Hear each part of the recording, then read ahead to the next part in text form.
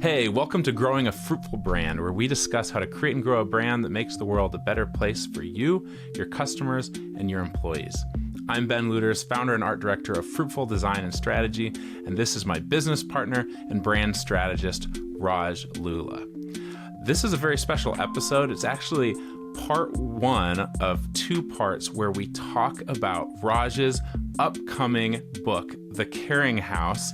And in the second part, we're going to get more into his personal brand and kind of the process behind that. Raj, are you ready for this? Sure. I feel like self-promotion is like the hardest thing for marketers and branders to do. How has that been? Awful. It's been really, it doesn't look like it. Really stretching. I'm an introvert by nature, and so putting myself out there, I think part of the reason I wrote a book was because it was me by myself for a very long time sharing my thoughts with the world, and it would be so nice if I could just rely on a publishing company or something to put the book out there and then do all the marketing and not have to do anything, which of course is not reality, because even famous authors, Stephen King or whoever, have to go on, talk shows or whatever to promote their book, right, because that's how books get sold. But I don't think I anticipated this part of it when I decided to write a book. So before we go any further, can you just give our listeners who don't know what is The Caring House about in a nutshell? Yeah.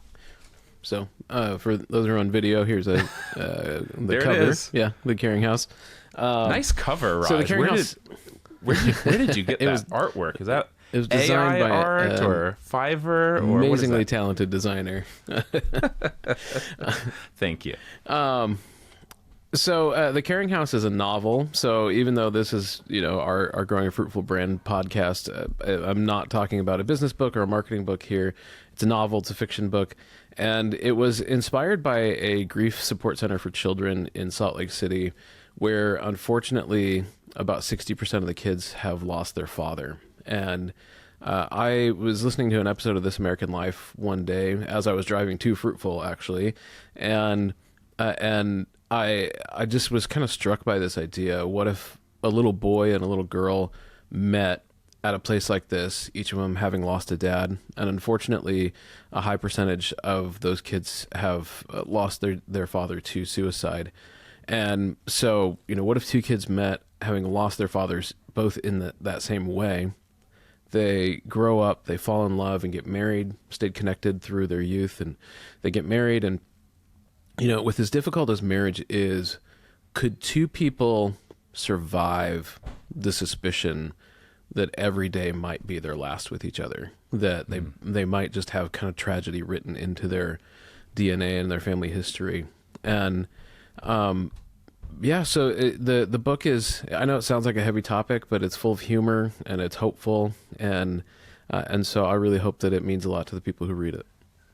Yeah, it definitely is. I mean, like Raj just said, it definitely is a heavy topic, but at the same time, Raj brings a lot of, the humor, for those of you who listen to us or watch us, Raj has a great sense of humor, a sense of just warmth and joy, and it definitely comes through in the book. I read a very early version of it. I was just telling Roz the other day, it's gone through a lot of editing and a lot of things. I actually haven't read the most recent, so I will read it once I finally get the hard copy in my hand next month. But I'm excited for people to get their hands on it. One of the questions that immediately might come to people's minds who know you as a successful, business owner, brand strategist, and brand thinker is, you're a busy guy. How did you find the time to write this book? I mean, this isn't like, a 20-page business ebook or something like that. This is a legitimate novel, hundreds of pages long. Then it's gone through many revisions and editing processes. How did you make the time to write this book? Yeah, there's a few answers to that question. in some ways, I don't really feel like I did find the time. And what I mean by that is, it sort of feels like a lot of things about this book. The story found me, the time found me, or the time was sort of forced on me. And what I mean by that is I lost two friends the year that I started writing this book, right before I started writing this book. Both of them were in their 30s. Both of them had kids. I was especially close with one of them. And so I don't think I realized how much that was kind of writing in the background with me as I was writing this book, that I was actually kind of writing just kind of this book about like, how is anybody okay? Like this, one of my friends, Heather, she went to sleep one night, 3 kids, just didn't wake up in the morning. And it was devastating for their family. And, our marriage for Lindsay and I, it started with a somewhat similar tragedy where her sister, Lindsay's little sister, died the year that we got married. She was 22. She had a 3-year-old that she left behind. And so kind of that whole time, the first 10 years of our marriage was just filled with these moments of grief and loss. And so part of me feels like I had to make the time. It was one of my ways of dealing with these things that were going on in my life. I don't think I really realized that when I was writing it. When I was writing it, I felt like I heard this really interesting idea on This American Life, and then I just had to start writing, and it felt kind of more like a creative impulse than an emotional or mental impulse. And so that's kind of one answer, is like it really feels like the story found me. It feels like the time found me. The more practical answer is that, for one, I have an amazing wife who's very understanding, and there were times where it kind of felt like the characters were living like in an apartment above my head. It was like it felt like I could hear them talking, sort of. And in fact, that's why I started writing. Is the place that this book is based on has a kind of a particular way of helping kids understand at an age appropriate level how their person died, because they want them to know that it's final, and that we're not going to use cliches like, they went to sleep forever or whatever, that kind of. They want them to really understand what's happening so they can grieve it. And in the This American Life episode, they have a kid kind of describing that his dad had died by suicide, and the most kind of 7-8-year-old way that he could articulate this was, my dad shot his brains. And I know it's really heavy, and I apologize to anybody who's had experience with these things, but just thinking through that and thinking about a married couple, and at what point would a husband or a wife ever bring up that that's the way that you met? It's like, what conflict happened, what offense happened in their marriage that you have to drag that thing out of the closet? Because it's not every day, I would imagine. Like, I can't imagine that you'd be talking about that on a regular basis. And so it's like, that's the one card that you never play, except for when things are really, really serious. And so it's almost like I started hearing this conversation before I even started writing. And sometimes it felt like I have to get this down on paper so these people will stop talking in my head. I'm not going crazy or anything. Don't worry about it. But he's hearing voices. I've heard a lot of writers describe this kind of process. If you've ever seen The Man Who Invented Christmas, about Charles Dickens writing the Christmas Carol, he had kind of a similar, they used kind of a similar theme in that movie, where it's like Scrooge and Bob Cratchit and all those folks were actually talking to him, telling him what to do in the story. On a more practical level, like I said, Lindsay allowed me a lot of Sundays in coffee shops to write it, but I'd say about 50% of this book was written between 11 p.m. and 2 a.m. Put the kids down to bed, watch a show with Lindsay, she goes to bed, I start writing. And that was not particularly healthy, but there's kind of an obsessiveness to writing. It's like Donald Miller talked about how it's, writing is like you should treat your writing like a professional athlete treats their sport. And, nobody gets on the case of an athlete who gets up at 5 a.m. and goes to the gym. Well, in the same way, sometimes writers got to write between 11 p.m. and 2 a.m. Got to make the time for it. I'm curious, Raj knows this, but I've also started getting into some fiction writing in the last few years. And I'm curious great, for you. Oh, thank you. Yeah, hopefully we'll be doing a similar episode like this in a little while for my own book. But, there's different ways of writing fiction. And I'm curious for you, it sounds to me like it was more of an organic process where it kind of started with this question, which is a very brand strategist way to start a book, I think, too, where you have this like compelling, question or scenario and wanting to kind of flesh that out and like how would that happen? When would they say this? How would this go? How would this end? This kind of question. Did you, in your process, did you feel like you had to heavily, storyboard things out or, plan things out? Did you have this master plan where you knew exactly where it was going to go and the thing that you were hearing, the dialogue was just kind of filling in those scenes? Or were you kind of like learning where this was going along the way? A little bit of both. So there's kind of two major approaches in writing. One of them they call pantser, which is it's like writing by the seat of your pants, essentially. That you don't really know where things are going, and you're just kind of discovering characters and stuff as they go. The other one's called a plotter, and then of course because writers are writers, there's a middle ground where they'll call it like a plantser or a plotzer, which is sort of a mix of the two. I would say I was probably a mix of the two. Because I did start with this really big what if these two kids met in grief counseling, could they grow up and fall in love and get married and stay married without becoming their parents, without repeating tragedy.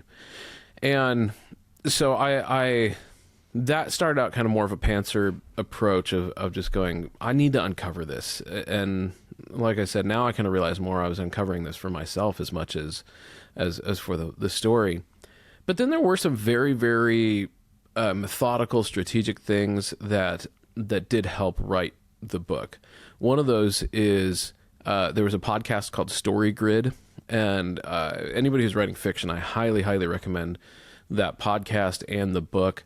Sean Coyne used to be an editor in one of the major publishing houses, and one of his frustrations was that editors will give really unhelpful feedback, like, man, it's just not working for me, which is a very subjective thing to say. It's very emotional, and it's not very, constructive. And so Sean, in his craft as an editor, really wanted to figure out why don't some stories work and why do other stories work.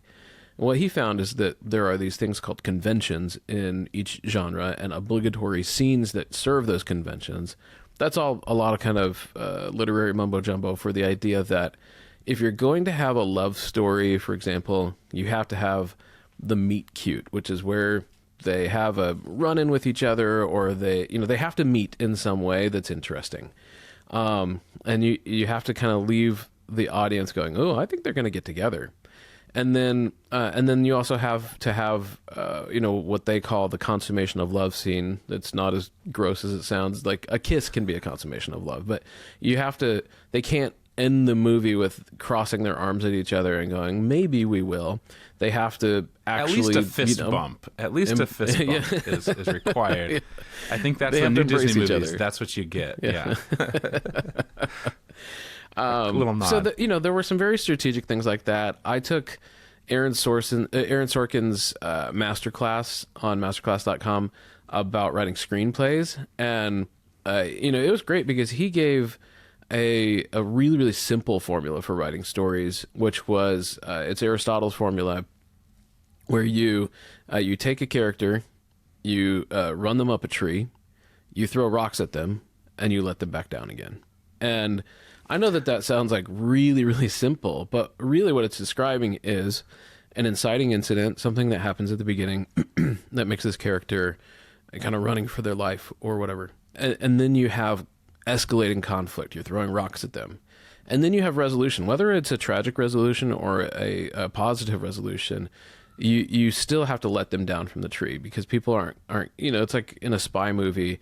If somebody's hiding out halfway through the movie and then they're still hiding at the end of the movie, you're gonna go, what the heck? Why did I just pay $10 to go see this? There's no end to this movie. So there's those things that had to happen. What's interesting is that I about halfway through the book, I became a plotter, because you start with kind of all these little seeds of ideas that kind of grow up through the middle of the book, and then you have to bring them all home. And that's hard.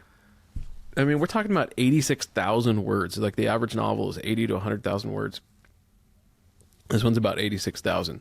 And so, like, that's way more than you can really get your head around and like memorize. If you, I'm trying to think, like, if you were trying to tell the entire story of Pride and Prejudice from the beginning, could you do it? Most of us couldn't. And even if we could, it was because we saw the hour and a half movie version of it, not because Correct. we had all 86,000 or how many ever words are in that book, Maybe more, floating around in our head. And so some of the ways that Jane Austen brings that story back together, so masterful. And, obviously she's one of the literary greats in doing that. And so I literally, I took over a wall in my basement and just started taping up note cards. And I go, here are the scenes that I have.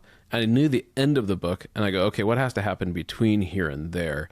And truthfully, that only got me to about 50,000 words. And then I hired a developmental editor from StoryGrid and had them help me figure out what scenes were missing from there to the end. No, that's really helpful. And I think that is, as I've listened to other people talk about their work, I think you described a way of writing that is common, where you have this general idea of a thing, you have to kind of get into the characters, into the story a little bit, and then you do get to a point where you kind of know where you want it to go, or where it needs to go, and then it's like, okay, how are we going to get there? That is very similar to my own process in my own book. It was like, I was having a problem, like, I had no problem starting, and then it was hard for me to just do the hard work of just getting into the story, getting into the characters, because I wasn't sure exactly where it was going to go. So once I made that decision, it was like, okay, we need to have some kind of a plotter system here to get there. And then it was like clockwork at that point. Yeah. And so I'm really curious, Raj, like, you already said it. This is a lot of words, right? This is a lot of time. How long did it take you? Like, how long ago did you start this process? Yeah, I started writing the book 8 years ago, and wow. So it's funny because when you in the intro, when you're talking about, Raj just wrote a book, it's like, well, sort of, I started 8 years ago.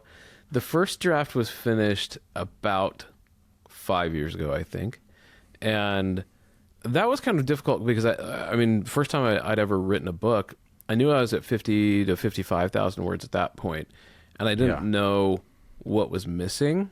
And it was actually through a Story Brand, workshop that I was attending, where, Don hammers home this idea of, like, you need a guide, you need a guide, you need a guide. That's what we talk about so much in Story Brand. And it's like, well, if I'm the hero of writing this book, I need a guide. And that's when I decided to reach out to take your own medicine a little bit there. Yeah. And found a great editor. Her name is Sheila. And what was great is that she just started asking questions about the book. Oh, what happened with this character? Who is this? Why did this happen? And as she would ask those questions, I would know the answers intrinsically. Like, I would just go, oh, well, that's because when they were kids, blah, blah, blah. And she would just go, it's not on the page. Write it. And so every week I'd have an assignment. And so in about 3 months during 2020, I wrote 30,000 words. So it took me, about 3 years to remember write that. the first 50,000. And then in about 3 months at the end of 2020, I wrote the last 30,000 of the book. And that's the power of what a guide can do for you. But so I would say the book has officially been kind of finished, quote unquote, for about, 3 or 4 years now. There's been some revisions since then, but it's been largely the same story since that time. I love how most of our audience has probably been like, wait, why are they talking about this novel? And then now it's come back around to what we do every day, which is get a guide and the power of story and storytelling, and I love the humility. Like I was like surprised in a way, not that you were able to humble yourself to like ask someone else to help you, but like, I think of you as an expert storyteller guide yourself. And I love that, when you found yourself in this new territory though, you realize, hey, I need to find someone who's done this before. I need someone who's gone before me. Like you were even though, you've done millions of brand scripts and you have an amazing grasp of the power of story, and you are a guide to so many with their brands. When you're in this new territory, you immediately felt the conviction of, hey, I need to do what I'm always asking my clients to do, and that is find the guide. I mean, it took me 3 years to have that conviction immediately, but yes. But you came around. I sat down with, so we had an intern this summer. His name is Sam Carter. He's actually a longtime family friend. And he's studying English at Cal Baptist University. And so while he was here this summer, we actually started outlining one of my next books. And that was a really great experience because I had a lot of answers before I even started writing on this book. And so it was like to get ahead of that process and take more of a plotter approach to it, that has been really, really helpful working on the next book. Now, it is interesting, though, because that does change the workflow a little bit. It changes the motivation. Like with the Caring House, there was definitely more of a sense that I was discovering these people who felt like they were bugging me all the time. And with this other book, it feels a little bit more like work, because it's like, oh, I have a road that I have to travel, and I have to hit these stops along the way. And so I will definitely get to the point where it's emotionally as invested, but it's just gonna be a different approach because the road's already laid out for me. So I'm curious, Raj. Obviously this is a lot of work, writing a novel, a labor of love. But what was the most fun part of it for you? The most fun and rewarding part. I think I'm just now getting to the most fun part. Plot twist. I spent, I spent 8 years more or less doing this by myself. I have had a couple of really great editors, and I've had a couple of friends who have read earlier versions of the book to make sure that I'm not going to make an absolute fool out of myself. But now that people who were not invested in the creation of this book are reading it, I'm getting some really fun text messages from friends, that are showing their perspectives on it. And, one of the reasons I wrote about grief was because it is a universal human experience. Like, I saw a child psychologist even talking about how there are moments of grief, even in joyous things, like when your kid learns to walk or crawl. While that it's obviously a very celebratory thing. You want your kids to hit developmental milestones, all those things. There's also an element of grief for even the child, where they are not going to be held closely to you forever. And whether or not they even understand that they're processing some grief, it's funny that we see these developmental milestones in kids, and we also see these kind of independent streak behaviors that we all kind of grit our teeth through, and it's like, it's a willful 2-year-old or whatever. But a little bit of what we don't understand is that there's an amount of grief for the kids when they go through these milestones, because they both want to be independent and they want to be close to you. And so even if you've never really lost somebody that is close to you, we all experience these micro moments of grief really frequently. And then if you live long enough, which most people do, you will lose someone that matters to you. And in a weird way, it's like I sort of hope that you do, because if you don't, then you're the one that somebody else lost. And so it's better to be the one that's who, what I was just thinking. Has lost than the one who is lost to someone else. So, I wrote about grief because it's such a universal human experience. It was something that we experienced acutely in our lives. I talked about losing my sister-in-law. We lost a couple of pregnancies. Then I lost some friends, lost jobs, all sorts of things in that like first 10 years of our marriage. And I wanted to write a book that was just like, can anybody be okay? How do we all make it through this life, knowing that I wouldn't even say unscathed, because it's like, no, you will be definitely scathed. Like, how do you make it through anyway? How do you redeem those scars? And so now the fun part is getting to see people bring their own things into the story. I had a friend who texted me and said that one of the relationships in the book reminded her of a thing that hit a little too close to home. And, she even texted, she goes, I'm scared to keep reading, but wow. She's like, but I know it's going to a good place. And it's like those things, getting to see this mean something to other people, knowing that 8 years wasn't spent in vain. It's so hard to measure success in something like this. You obviously have the New York Times bestsellers list. You have, being traditionally published, you have money, all sales numbers, all those things. But, I'm now able to say that my primary metric of success is how much does this book mean to people. And it's already meant a lot to a few people, and that's going to be enough. I hope that I don't have a, basement full of book boxes, but I would like to sell all the copies, but it meaning anything to anyone is now enough. To have that kind of, to have that kind of impact is it was kind of unexpected, to be honest. I wrote it because I needed to write it, and now for it to be helpful to other people is the most important thing.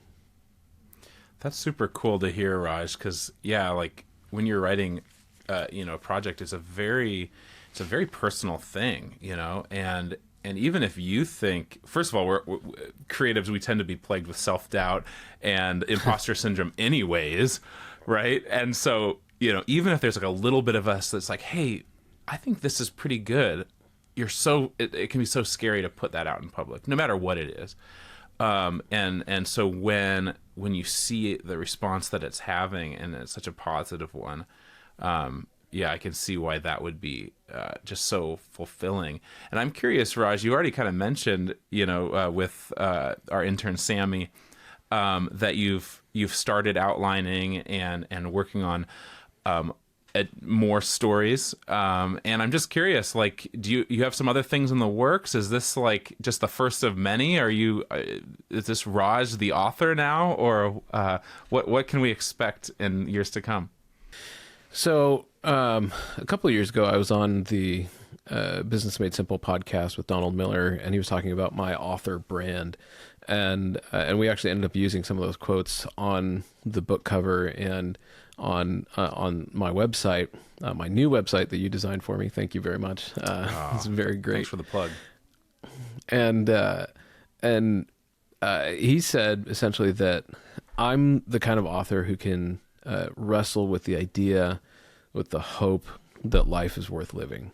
And, so my other books are not going to be as, starting with death as this book is. But they are books that really kind of wrestle with some of the bigger themes that we all struggle with. One of them is about dealing with growing up as the child of an immigrant. One of them is about our relationships with our bodies and body image. And then another that's in the very early stages is about our relationship with faith and religion. And I hope that they all make it to the same point here. But I feel strongly about each of these ideas. And as I can grab my either 11 p.m. to 2 a.m.s or Sunday coffee times or whatever. I definitely want to put more work out into the world. I would love to see, kind of a little community grown around these books in a similar way to how, John Green and Hank Green have their Nerd Fighter, a community of people who kind of wear their heart on their sleeve a little bit, and aren't as concerned with being stoic and jaded, and want to say, hey, yeah, I've got a big heart and I'm feeling my way through this world, and it's a lot, and it's nice to know there's other people out there who are feeling the same. And so that's where I hope to go in the next several years here as a writer. Would love to see, one or more of these adapted into a screenplay as well, and see if we can't make some noise with something like that. Being a business leader, or just someone who is known for their work, that finds like a passion on the side, that has a creative passion outside of their 9 to 5. So I'm curious, Raj, what practical advice would you have for those out there who have a creative passion on the side, but are maybe just afraid to invest in it, investing time, money, or especially just putting it out there for others to see? What practical advice would you give someone to kind of get out of that mindset? I would say that we spend our money on a lot dumber things. It would probably be my first answer. If you really think about it, if you think about the amount of joy that your Netflix subscription or a slightly newer Honda or, any of those things will actually bring to your life, very few of those things will bring you as much joy as learning, refining, honing a craft that you care about. And, I've had several friends say, wow, no matter what happens with this book, your kids are going to have a book that their dad wrote. And I honestly didn't really like that at first because, for one, I wanted it to be more successful than that.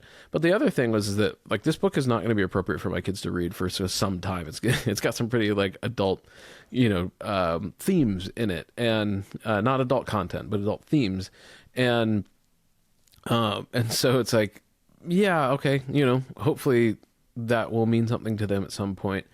Now I'm starting to understand that a little bit better, especially, I just lost my grandma in December, and, everything that she has left behind is now a memorial to her. And, she, especially later in life, really loved cardinals, like the birds.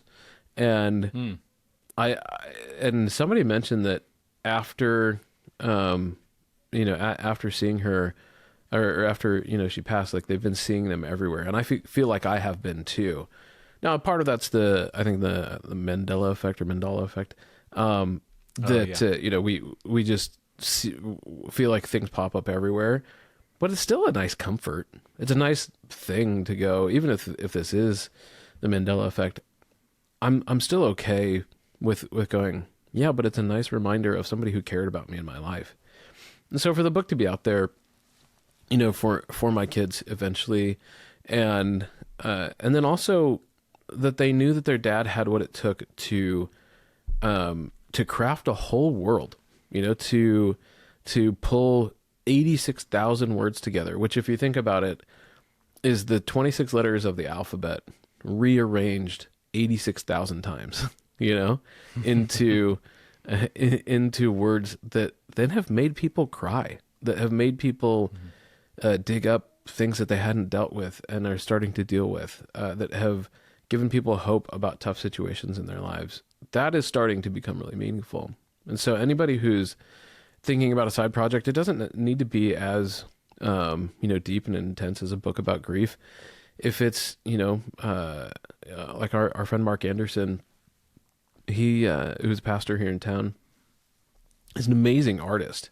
And it's not a part of his day job, for the most part, but I love seeing his work. It's, I mean, as little of it that I actually get to see, but he does that. He does woodworking. He's actually really amazing at designing landscapes as well, like actual like landscaping, and he just makes the world more beautiful around him, and that has a ton of value. Who cares if it has economic return? Don't put yourself in a hole too deeply for these things. Do only what you can with living within your means. But if it's the difference between you spending, money on a case of beer each month, or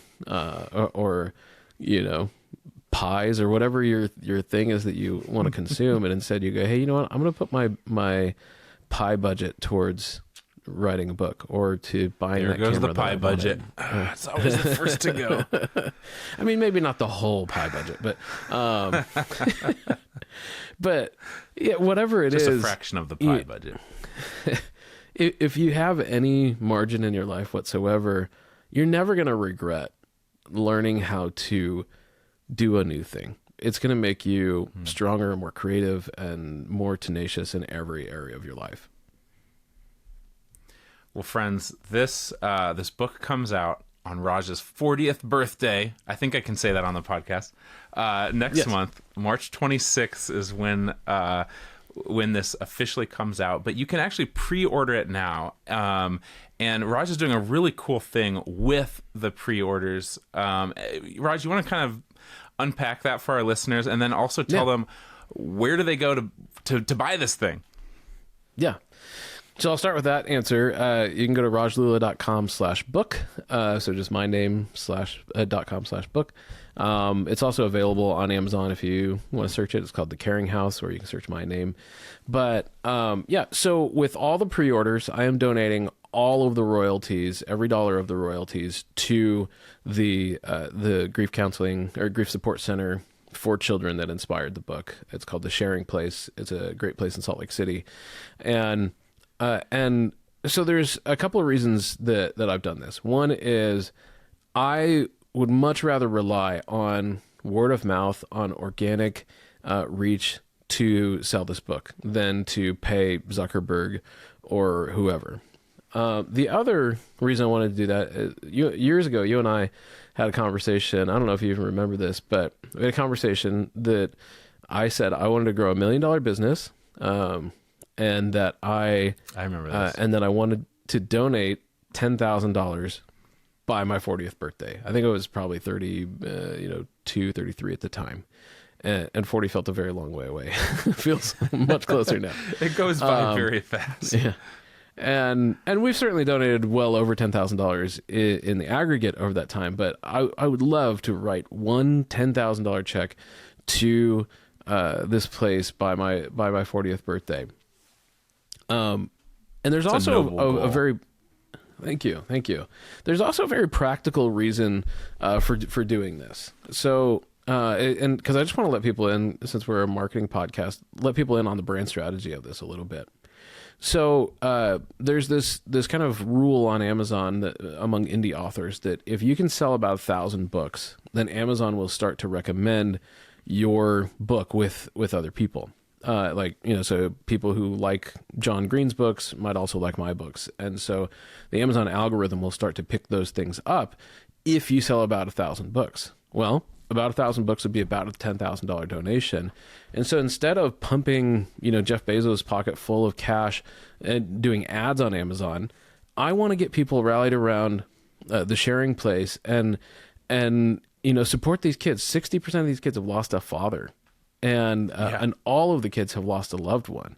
And I'd much rather us just spread the word about that and go, hey, even if you think that this book is stupid, it's like, well, who cares? I mean, I really hope you love it, but even if you don't like it, if you hate it in the first 5 pages, hey, you made a donation to kids who have lost a loved one, and they unfortunately have to grow so fast. There's always a waiting list. There's always kids driving from sometimes as far as 100 miles away to get the help that this center brings. And I just want to make everything about that. And so it was a very strategic and a very idealistic decision to do it this way. I'm spending $0 on ads for this book. And so everything that I do is just relying on the goodwill of people to go, hey, you know what? Either they believe in me or they want to support these kids enough that it's worth buying a copy of this book. And if we're successful in the whole thing, then it's going to be, I hope, a case study in essentially cause marketing or social marketing that points a path for other people. Anything that you can align your work with and use that instead of, just making billionaires even richer, I think is a really cool thing. And that's why I decided to market this book this way. It's both what's best for the book and what's best for the world. And I want to see if we can get it done. That's a win-win right there. And of course, Raj Lula would have the most ingenious way of marketing his own book. I hope that's helpful for some people who are in a similar spot. Yeah, that's right. We'll see where that goes. Ben, one thing I'd love to kind of talk about it, because we get a lot of business owners, a lot of our clients, they want to write a book, and they don't necessarily want to write a fiction book, especially not the kind of fiction book I wrote, but they want to write a book, and I get asked about this a lot. One thing that I would advise to other writers is, or to anybody who wants to become a writer, especially if you're writing nonfiction. This is very story brand, but think about what problem your book is going to solve for the audience. A lot of people will start writing, especially a nonfiction book, kind of more of a memoir. And they go, well, this is just my story. This is the story of how I succeeded in business or whatever. And that's totally fine. However, you don't need to include every single anecdote of your journey to being successful as a business leader. You have to know why you're writing the anecdotes that you are.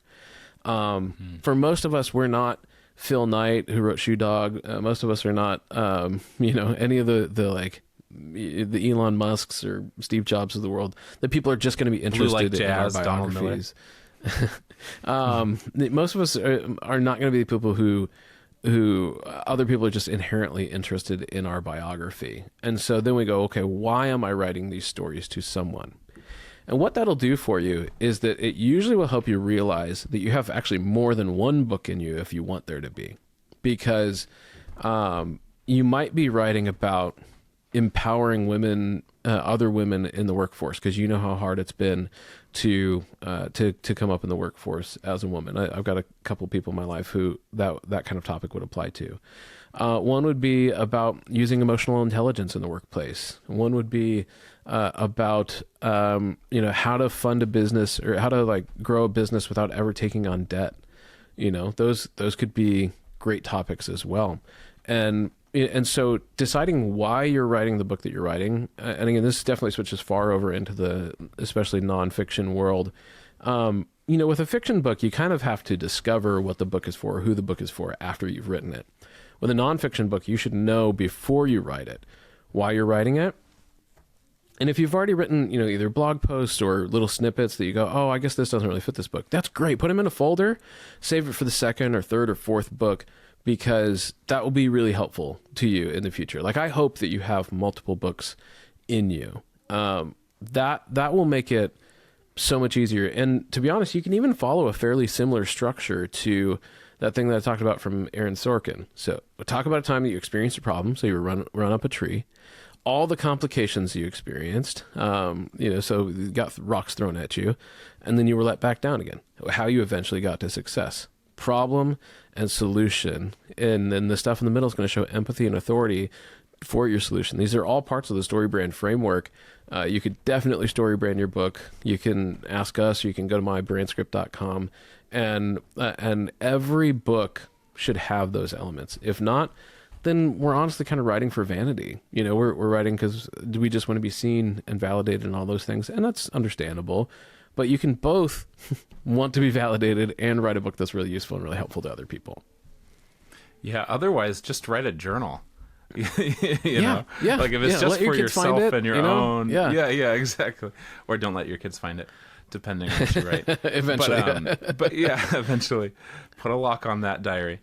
But yeah, I think that's a good point. I think another one that I would say, just to throw out there, as kind of a beginning author myself is like just find time to write, like make time to write like anything. One of the things I've found inspiring, Raj, as you started promoting your book is, and really actually as you've been doing this 365 Instagram photo a day challenge, the photos are great, Raj.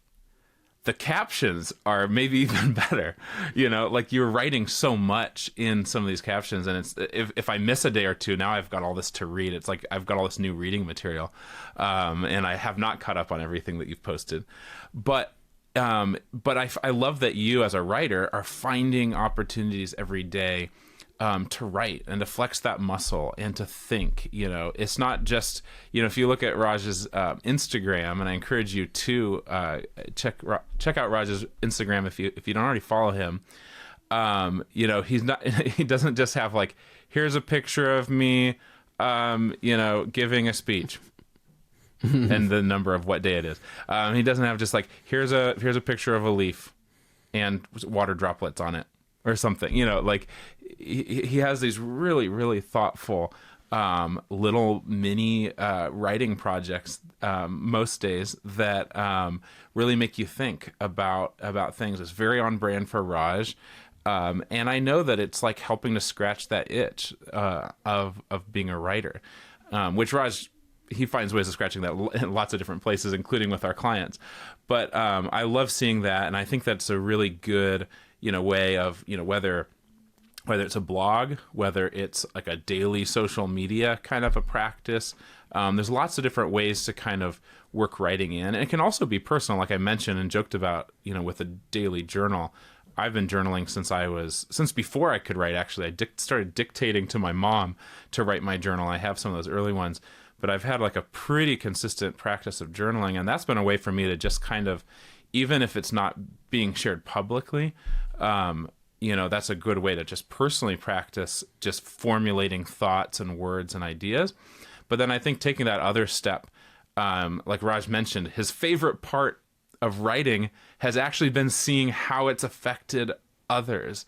And I think there's something to be said about not hiding that light under a bushel basket, of like, there's something that happens when, you get this out of your personal like journal and see how it might affect others, how it might touch others. And that can be really hard, but I would encourage you to try it, maybe even in small ways. How can you, and not just to promote yourself or to make yourself feel good, but like Raj is saying, what are problems that you could be helping other people with? What are problems that other people have that, maybe your story, or you have a unique perspective, really, again, to bring it back to Story Brand, how can you guide other heroes on their journey? Raj has found all kinds of really clever ways of doing that kind of in his own personal brand and profile on Instagram. And yeah, I just encourage people to find ways of doing that. And I'm sure, Raj, you would agree, like, it's not about the likes. It's not about the numbers and the follows. That's all fun. And obviously everyone wants to, reach as many people as possible especially if they have a really, compelling message and they really, have a heart for helping others. So there's nothing wrong with that stuff. But I think if that's the only reason you're doing it, you're going to fall flat. Really focus on what you're writing, and, hopefully that stuff will follow. But even if it doesn't, I would just challenge, those listening that let that be enough. I love how when you ask Raj about his book, he immediately is like, even if it's just my kids that get this someday, that's going to be enough, in a way. Obviously we all wish for more, but like, not to set your bar low, but like be content, be satisfied with this much, so that if it turns into this, obviously that'll be great, but you're not going to be filled with disappointment, etc., if you don't hit this certain metric. Well, I think that for me, the idea of becoming a New York Times bestseller, or, selling the movie rights to Apple or whoever, is part of what motivated me to go through the process of growing to to get to the point where I am okay with those other metrics. And so I don't, Right. there's no problem with wanting to make the best thing ever and wanting to have it do really, really well. But, it's been really helpful to me. One of the reasons I chose to self-publish was because I heard something. I wish I could remember who said it, but they were saying that both the book industry and the movie industry don't actually know how to make a hit.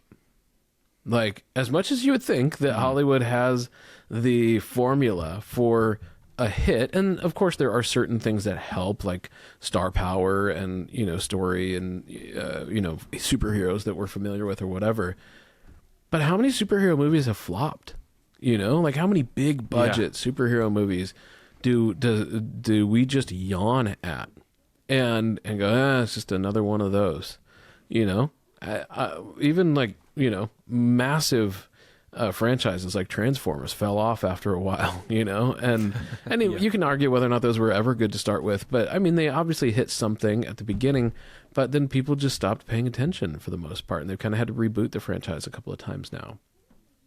So, part of the reason I self-published was because if they're not any better at picking the hits than the average person, then why let them have all the rights to your work without a guarantee that it's actually going to do any better that way? Again, that's why I would rather partner with a nonprofit that is going to be affected by this, going to be impacted by this, than to just waste some of the results of this on hoping that a publishing house actually knows what they're doing better than I do.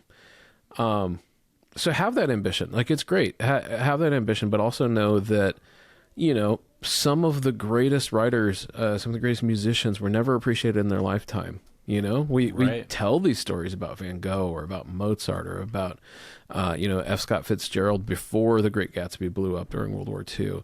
All of those things. We tell those stories, but then we don't actually think about them as ourselves. We think of it's like, well, yeah, we all want to experience that success in our life. Yeah, exactly. Stephen King got rejected 60 times, but then he hit it big, and it's like, yeah, but that's not guaranteed. We like those stories because they're the exceptions. How many people tried to build Apple before Steve Jobs and Steve Wozniak ran into each other? And part of the reason that those guys even ran into each other was because Steve Jobs had such poor hygiene because he thought that eating a fruitarian lifestyle would keep him from having BO, and he was wrong. That he had to work the night shift. Different kind of fruitful. He had to work the night shift, and that's where he met Steve Wozniak. And it's like, or I think that's where he met Steve. But either way, there were these things that happened in their lives that. That just are, you can't replicate them. And so to do the thing, be ambitious, be really excited about it, and know that along the way you're going to figure out why you're really doing it. And that's a great process to go through. It's good for you. This book has been like therapy to me in addition to the actual therapy. So, so go through it. I remember a few years ago hoping that this was our lottery ticket out of the hard things of running a small business. And it's not, unless something amazing happens with this book. It could be though. But it didn't keep me from having to make hard decisions this year. Right. And you know what? And now I'm grateful for it, because now if anything ever does happen with the book, I've got the experience of making hard decisions in business, so then I can decide between Apple and Netflix and Amazon and Paramount and whoever else wants to come sniffing around. And I hope they all do. I love that. But yes. But having to make hard decisions on a much smaller level would hopefully prepare me more for making tough decisions with some success. Okay, thanks so much for listening to Growing a Fruitful Brand podcast. This conversation, there's more to share, and so we're actually splitting this up into 2 episodes. Stay tuned next time for the rest of the conversation, where we get into more about Raj's personal brand and some of the stuff behind that. So stick around for next time.